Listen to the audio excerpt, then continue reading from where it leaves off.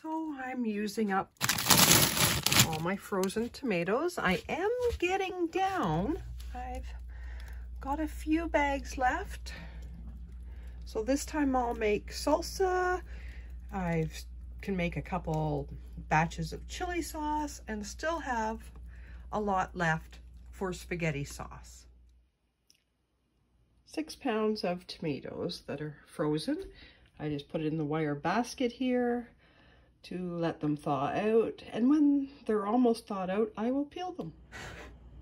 Okay, so it's the next day, and I have all those tomatoes, there's 6 pounds, and it equals 7 cups of tomatoes. I chopped them, and I got most of the seeds out because I don't have a pulper, so I just, when I was peeling them, I'd give them a squeeze and a lot of the seeds come out. Now, this 7 cups of chopped tomatoes, I'm going to put in a very heavy bottom large saucepan. And I'm doing this for an open collab put on by Cosmopolitan Cornbread. And it's hashtag marchcanningmadness. Now, that's usually when I do the majority of my canning. It's the middle of winter, you're tired of winter, and your freezers are full. You got to start making room in your freezers for the next season's crop. And with me, I showed you all the tomatoes that I have, and you've probably seen that I have lots of Saskatoon berries that I forage, rhubarb. So this is when I make all my jams, my spaghetti sauce, and my salsas, my just whatever I have in the freezer. This is when I can it up. In March, great time for March canning madness. Okay, so I've got all of my vegetables chopped up, and I did put my canner on. It's got all my jars in there because that's the only safe way to sterilize your canning jars is in water. I will get into it later, but that's the only safe way, not in the oven. So I have my tomatoes still sitting in the pot. I have, let's see now, I've got 2 cups of onion, 1 cup of a sweet green bell pepper, 8 jalapenos in there that are all diced up. I've got my 3 cloves of garlic, my 1 can of tomato paste, 3/4 of a cup of white vinegar, 1/2 cup of lightly packed cilantro, and it sort of popped up there. I did pack it down and then it popped. And my 1/2 teaspoon of ground cumin. And that is all the ingredients for my salsa. I'm going to put all of that into my pot. Whenever you're making anything with tomato or anything that's sugary, my jams, make sure you always use a heavy bottom pot. It will have a base on it, and that will keep it at an even temperature throughout the bottom of the pot and help with scorching. So I've got all my ingredients mixed here. It's going to come up to a boil. I'm going to turn it down to a simmer, and it could simmer for 30 minutes until it gets the consistency that I want. While we're waiting on this to simmer, I'll give you a little backstory. 4 years ago, we moved off the large farm that we had, and on the farm we had an on-farm store. And in order for me to do canning and to take canning to the farmer's market, I had to do 2 things. I had to take the Good Hands food handling course, which taught me a lot. And I had to take the Bernardin home canning seminar from the chef at Bernardin. And he taught me a lot. I had always been canning, but you're never too old to learn good practices, because I was selling to the public. This wasn't just family food, this was the public. I also had to have a $2 million insurance policy for liability. But nothing ever happened because I did use my good practices. And one of the first things, the good hands, was throw out all your tea towels. Don't have a tea towel in your kitchen. You do not dry your dishes with a tea towel. You do not dry your hands with a towel. When I do a canning recipe, I almost go through a whole roll of paper towels, because that's what you wipe off on.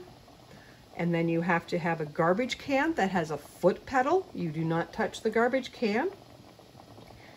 Once your kitchen is sterilized, a gate was put up so the dog could not come in the kitchen, because what if right now Daisy decided to come in and do her little shake and scratch and whatever? I could have dog hair in here.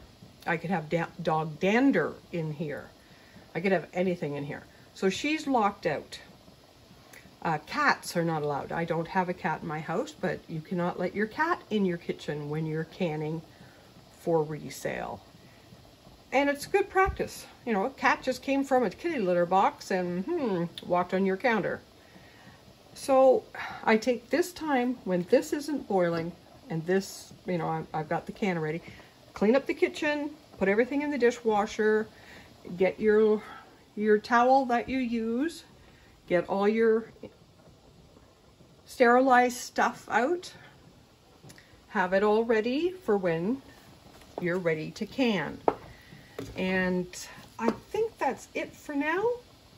I'll be back when I'm ready to can. Now, I don't know if you guys know that this tool here, you'd think, okay, it's just for picking your jars up. But there is actually, it's designed for a lot of functions. So you pick your jar up, and then what do you do with that water? You pick it up here, and then you dump the water out? No. You put it on the side of your pot here. All that water is going to go back into your canner. You're going to do that so nicely and gentle, and you're not putting boiling hot water down your arm. There. Okay? Just amazing. Okay, so I have seen in a few videos that people take all their jars out of their canner and line them up, fill them up, then wipe them off, then put the lid on. So many wrongs in that. By the time you get to fill your last jar, it's cold. And then you're going to wipe, put your lid on, it's even colder now. And then you're going to take all of them and put in your canner? No. You're going to do it one at a time. Now my sauce here is just about ready. So I am going to take just one jar out of the canner. There it is. One jar. I'm going to sterilize this by just dipping it into the canner for 1 minute. Fast forward, put it on there.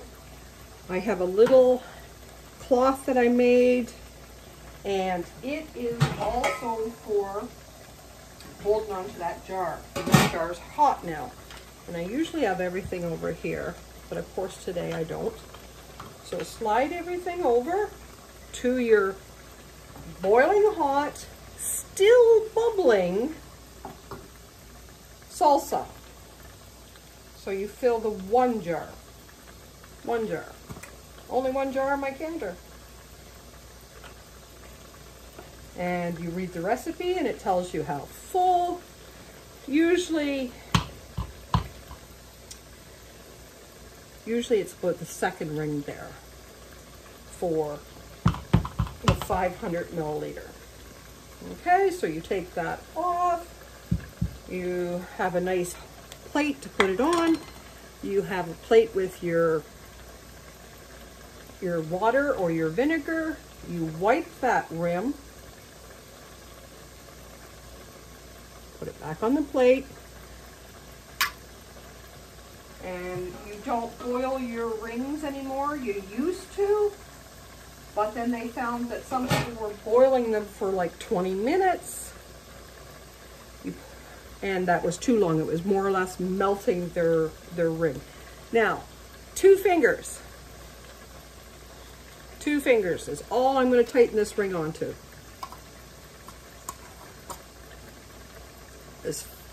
As tight as I can get it with just those 2 fingers. Because when this is going to boil in your canner, this burps. Just like you have a Tupperware container and you know how you burp the quarter, this is going to burp. If you crank that down, then it can't burp.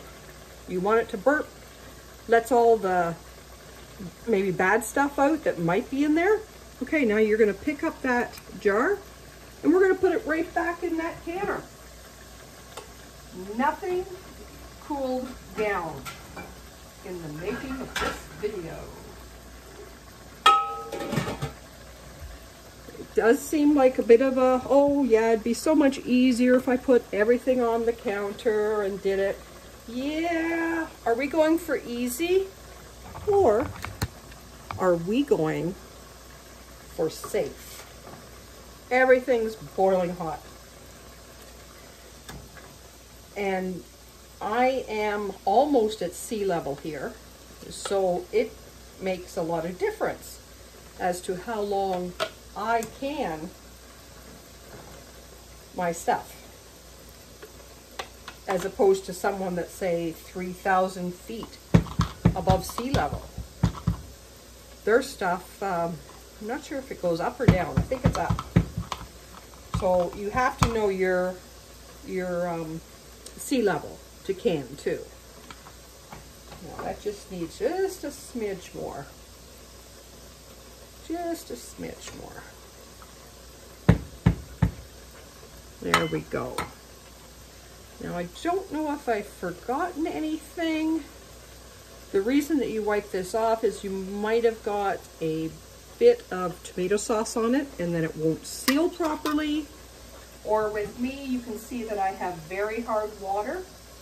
So there could be a little bit of the, is it calcium? I think it is, that's in water. And then it won't seal. 2 fingers, that's it. Put it back in the canner. And for this recipe, I am supposed to can it, well, I cooked it for 30 minutes, and now I am going to can it for 20 more minutes. This jar, after I get them all back up, all of them back in here, the lid on, bring it back to a boil if it's not already boiling, and I am going to can it for 20 minutes for that size of jar. Now, it only made 4 jars, 4 and a bit of jars. Now make sure that your jars are level. They have at least an inch over top of them. Put the lid on, and when you hear it boiling, that's when you start counting. And of course, you always have some left over. Put it in a jar. Don't can it because it's not going to can. Put a lid on it. When it cools down, put it in your fridge. Eat it within 2 weeks. Well, here we go. The timer just went off. Shut the burner off. Take the lid off. Now, I just shake the hot water and flip it over like that so that we don't get hot water all over our feet. And now you're going to set the timer again for 5 minutes. We're not going to take those right out of there. You have to wait 5 minutes. I was busy once. I forget how I got distracted. And I immediately took the jars out. And it's just like a scuba diver they can't come up fast.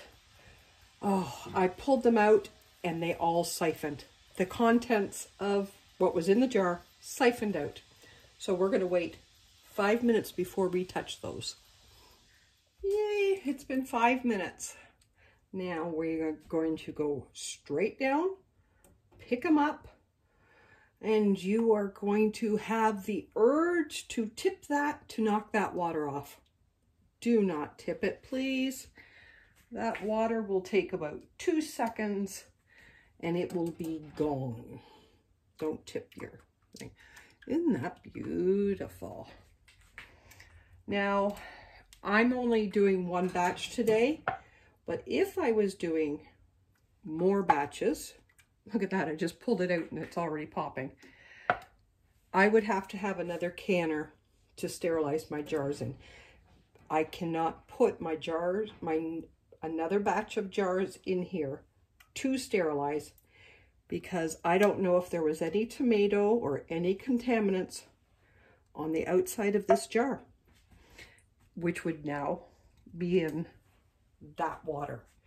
So if I was doing another batch, I would have to put another canner on with water just for the jars. I can can it in here again because it would be sealed, but I can't sterilize my jars in here. I hope you understand that. And I think that is almost everything. Well, I guess it wasn't. Make sure you pull up your wire off of the bottom of your canner, because if you don't, it will rust. So anywhere where this touches the canner will rust, and then you have a rusty canner. So we won't have a rusty canner. Just pull it up, and when I store it with it up. I put the lid on, like, you know, you dump the water, you wash it all out, but I put that up and put the lid on to store it so it doesn't rust. Now we are not going to touch these jars for 24 hours. You're going to, you know, don't even move them. That's why I like to can when nobody's here. I don't have to worry about them being knocked or anything. But this recipe only made 4 and a bit for me. Not sure why. It should have made 5. The recipe said 5, but maybe I boiled it down a bit too long. This recipe, which I followed to the T, was out of the Bernardin Guide to Home Preserving.